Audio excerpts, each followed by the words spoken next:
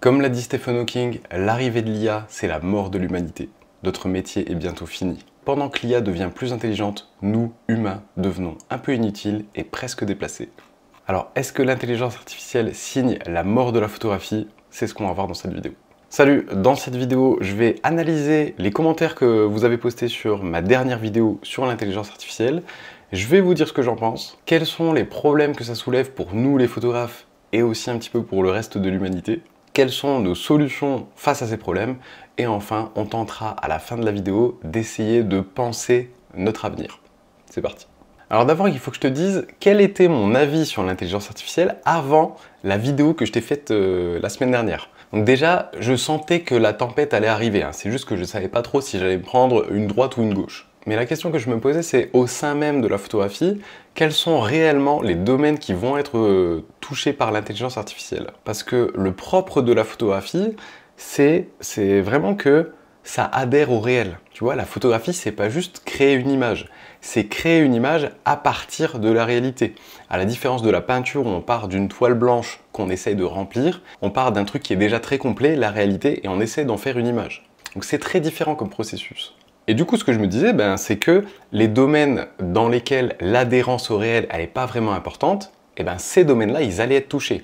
Je pense par exemple au packshot, tu vois, photographier des objets en studio. Un autre domaine qui est fortement touché, c'est tout ce qui est les stock photos, tu sais, les banques d'images. On s'en fiche qu'elles soient photographiées de la réalité ou pas, nous, tout ce qu'on veut dans une banque d'images, c'est illustrer quelque chose, tu vois.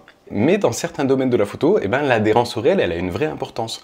Et je pense par exemple à tout ce qui est reportage. Alors évidemment, les photoreporters de guerre, ça me semble un peu évident, mais nous sur cette chaîne, on va peut-être plus parler de mariage. Donc ça me semble assez évident qu'aujourd'hui, des mariés ne seraient pas prêts à payer pour une intelligence artificielle qui leur livrerait des photos complètement créées de toutes pièces, même si c'est eux dessus, tu vois. Donc je pense que pour du reportage, c'est important de dire qu'une image, elle a été créée à partir des vrais événements qui se sont passés dans la réalité. Ça, c'était vraiment mon avis avant de découvrir ce que Photoshop Beta nous a apporté, la vidéo que je t'ai montrée la semaine dernière. Donc maintenant, je remets un petit peu en cause mon jugement. Et en fait, je me dirais que ces domaines que je pensais un petit peu sécurisés, comme le reportage photo, au final, il n'est pas si sécurisé que ça, tu vois. Parce que je pense que le vrai problème, en réalité, c'est pas que la photographie adhère au réel, tu vois. En réalité, ce qui est important pour des mariés, c'est pas que les photos soient vraiment prises sur le vif. Je vais m'expliquer, t'inquiète. Ce qui est important, je pense, pour des mariés, c'est de pouvoir croire que les images réalisées pendant leur mariage, elles sont liées à la réalité.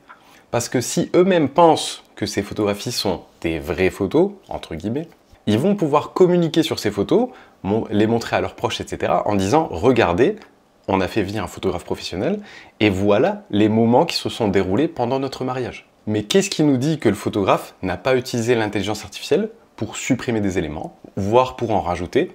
Mais ce qui est important dans le fond, c'est que les mariés croient à cette histoire de les photographies sont liées à la réalité. Tu vois ce que je veux dire? Et je pense que ça fait une grosse différence. Alors parmi tous les commentaires que vous avez mis sur ma vidéo précédente, il y en avait 166 au moment où je les ai recensés. Mais sur ces 166, je vais en enlever 56 parce que soit c'était des réponses à des commentaires, soit c'était des gens qui demandaient comment est-ce qu'on fait pour se procurer cette fonctionnalité. Donc au final, j'en comptabilise au final 110. Et sur ces 110 réponses, 16% des gens sont pour l'intelligence artificielle. Alors ils vont dire des choses comme « c'est impressionnant, c'est génial, c'est un vrai tournant dans l'humanité, je suis fan, j'ai hâte de voir la suite ». Et c'est vrai que c'est une prouesse technologique de fou, que ça va être un gain de temps en post-production de dingue, et au final ça va rendre la retouche beaucoup plus accessible à tout le monde. Est-ce que c'est une bonne chose? On le verra après. Alors ensuite, il y a 19% des gens qui sont plutôt pour, et que je vais scinder en deux. D'un côté, on a les gens qui disent « Voilà, de toute façon, c'est pas dangereux, c'est pas ça qui va vraiment remplacer l'œil du photographe, c'est juste un outil en plus pour nous aider à repousser les limites. » Et parmi eux, on a M qui nous fait une belle analogie avec la musique et qui nous dit « Les synthétiseurs et les sampleurs ont été inventés depuis longtemps et n'ont jamais cessé de se perfectionner. Pourtant, les musiciens classiques, analogiques, avec de vrais instruments, n'ont pas disparu. Pire encore, ils n'ont jamais été si nombreux qu'aujourd'hui. » Et toujours dans ce groupe des 19% des gens qui sont plutôt pour, on a les gens qui disent « Voilà, de toute façon, l'IA, elle est là, il faut faire avec, il faut s'adapter, c'est notre évolution, donc c'est tout. Il n'y a pas à se poser de questions. » Et donc parmi eux, il y a Frédéric qui répond au fait que je demandais, à votre avis, est-ce que l'IA c'est bien ou c'est pas bien, et qui nous dit, si c'est bien ou pas bien, mais en fait, vous n'avez plus le choix, c'est là. Et moi, c'est un peu ça que j'ai du mal à conceptualiser, Je me dis, quand on est à un tel tournant dans l'histoire de l'humanité, je vois pas comment je pourrais, moi personnellement, ne pas me poser de questions pour savoir si c'est une bonne ou une mauvaise chose, parce que en fait, j'ai envie de savoir, est-ce que j'aide le monde à avancer encore plus vite dans cette direction, ou est-ce qu'au contraire, j'essaie de freiner le mouvement? Pour moi, c'est des questions qui sont essentielles. Et donc c'est pour ça que je fais cette vidéo. Voilà, ensuite on a 13% des gens qui savent pas trop, qui sont à la fois très excités par l'avancée technologique et en même temps inquiets. Et c'est le cas d'Antoine qui nous dit ça fait hyper peur, même si c'est aussi méga cool et stylé.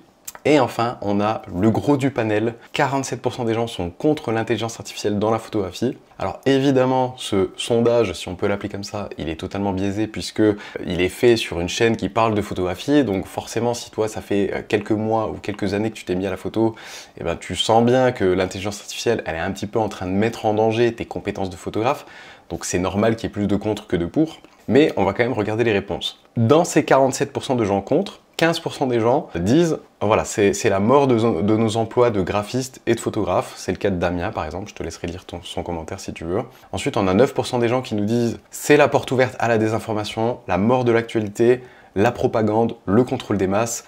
C'est le cas de Gabriel par exemple. Et ensuite, à l'intérieur des gens qui sont contre, le gros du panel, c'est les gens qui disent 23%, c'est la déshumanisation ou la mort de l'humanité. On va vers un monde de plus en plus faux, où rien n'est naturel, tout est retouché, plus d'émotion, plus d'authenticité, plus de créativité. Bref, c'est la mort de l'artiste et de la sensibilité. Et enfin, il y a 6% des gens qui pensent qu'on devrait légiférer tout ça. Alors quels sont les deux grands problèmes que je retiens de tout ça? Déjà le premier, ça a l'air d'être la perte des emplois. Perte des emplois de photographes professionnels, mais aussi de photographes artistes. Et enfin, on a tout le côté désinformation, manipulation de l'opinion publique, manipulation par les politiques, discerner le vrai du faux, même dans la vie privée, sur Instagram, etc. Aller de plus en plus vers un monde où tout est lisse, où rien n'est réel. Sur ces deux problématiques, quelles sont les solutions qu'on peut envisager?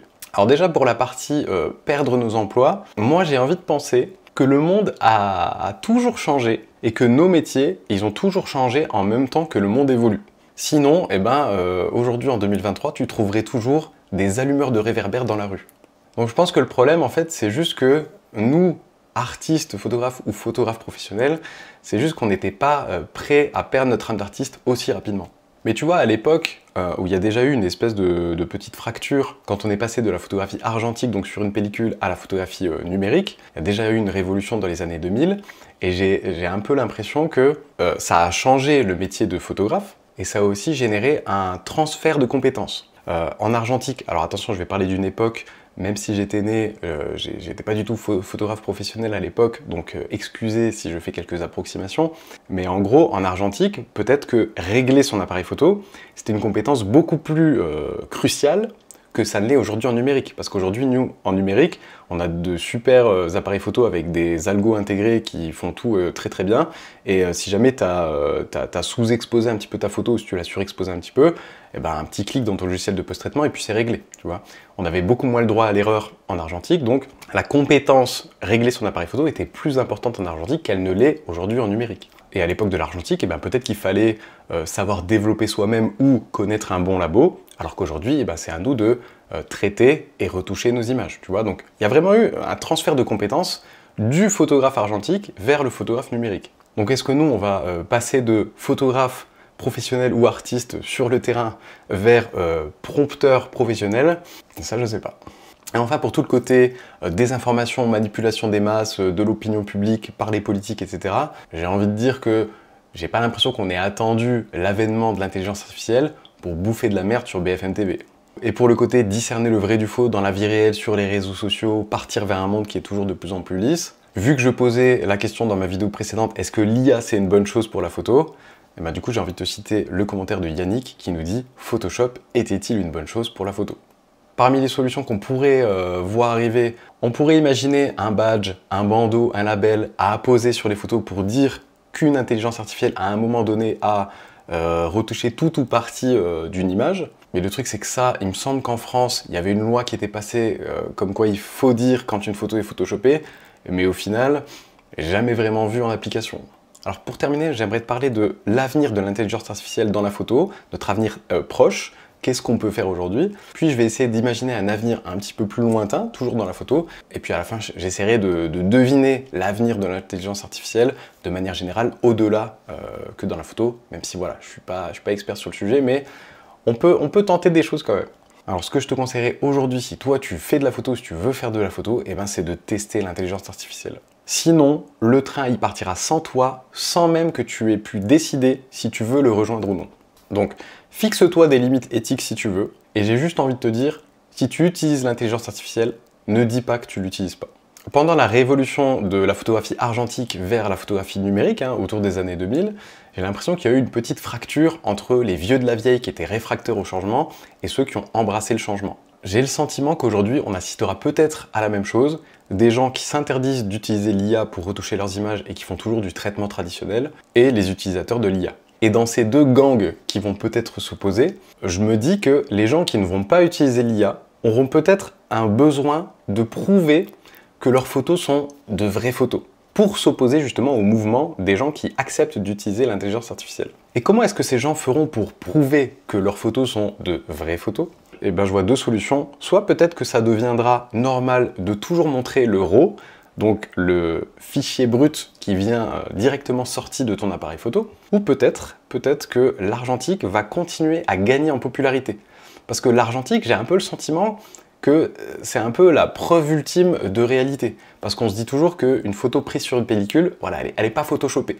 Alors quand j'essaie d'imaginer un avenir un petit peu plus lointain pour la photo, je pense que c'est un truc que j'ai déjà dit il y a 2-3 ans sur la chaîne YouTube et qu'on est de plus en plus proche de voir arriver, c'est que peut-être dans des événements, prenons le cas d'un mariage, on met en place des drones silencieux qui se baladent dans le mariage et qui ont des caméras qui filment tout à 360 degrés. Donc en fait, tu as plusieurs drones qui se baladent dans le mariage et qui filment absolument tout sous tous les angles. À la fin du mariage, qu'est-ce qui les empêche d'envoyer ces fichiers vidéo à une intelligence artificielle qui va ensuite extraire des photos, sélectionner les meilleures, les retoucher et les envoyer directement à un imprimeur pour que les mariés reçoivent leurs photos dans 3 jours. Deuxième cas que je peux imaginer, prenons toujours le cas d'un reportage de mariage. Les invités, dans leur veste de costard, mettent tous leur téléphone dans le sens là. Les téléphones filment en permanence ce qui se passe devant eux.